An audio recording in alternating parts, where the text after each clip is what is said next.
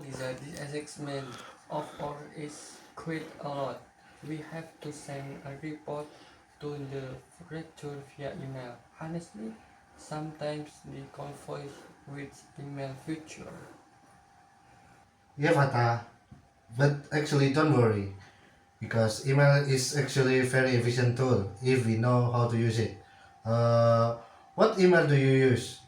Gmail, Yahoo, or something else? I use Gmail since the campus also use it, but sometimes import email get burned among promotional email.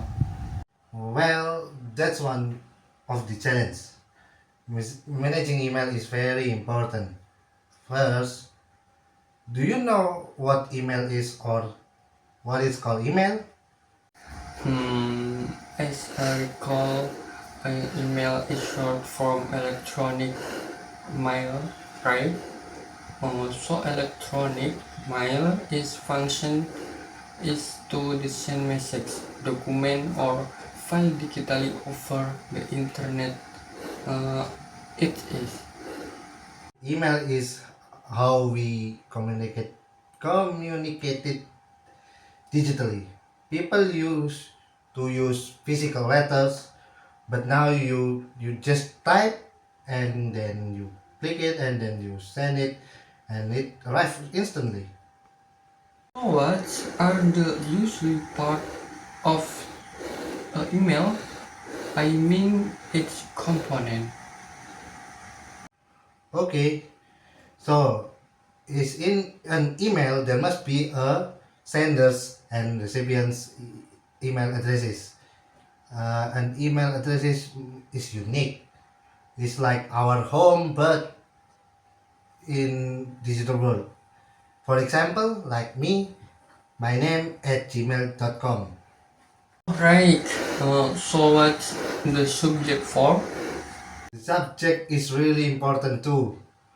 It is the title of the email. Its function is to tell the recipient is email about, so they can really understand. If you are sending a report, the subject is could be English to project report Nizar and Fatah.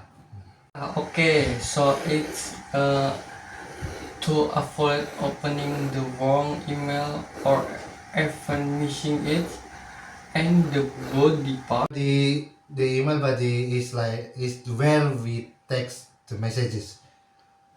We can type text and then we can format it and then we can bold or italic and we can attach a file like PDF or Word document or images. It is called an attachment. Nah. Oh, attachment. That what often confuses me. Or if I want to send a PDF attachment, that means it's an attachment, right? Precisely. One more thing. Always to remember to double check your email before sending it. Make sure the recipient email is correct, email address is correct, the subject to is clear and there are no typos in the content. Also, and ensure that any attached file is correct include.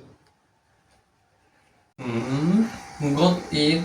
Besides that, are there any other important feature there? Do you know CC and BCC? This. I often see them but don't quite understand the difference. What are they? CC stands for or carbon copy. If you put an email addresses in CC, it means you are sending a copy of the email to that person. And the other recipient can see who is in the CC.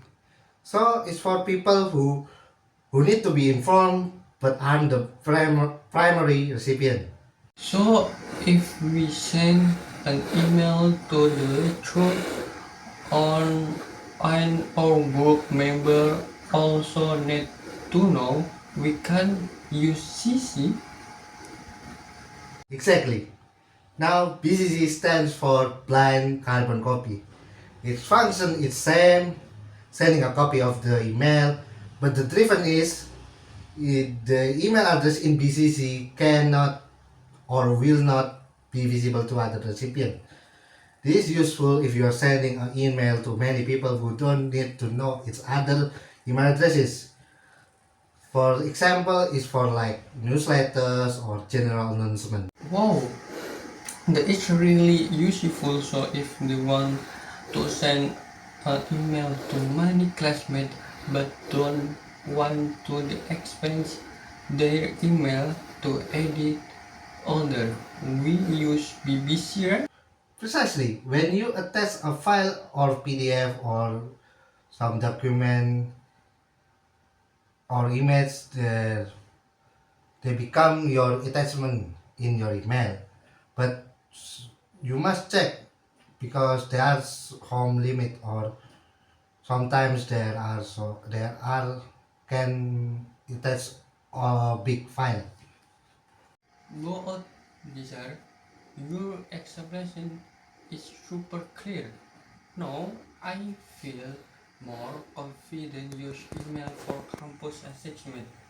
Not only can I send email, but I also understand the function behind that. Great. In essence, email is powerful digital communication tool if used correctly.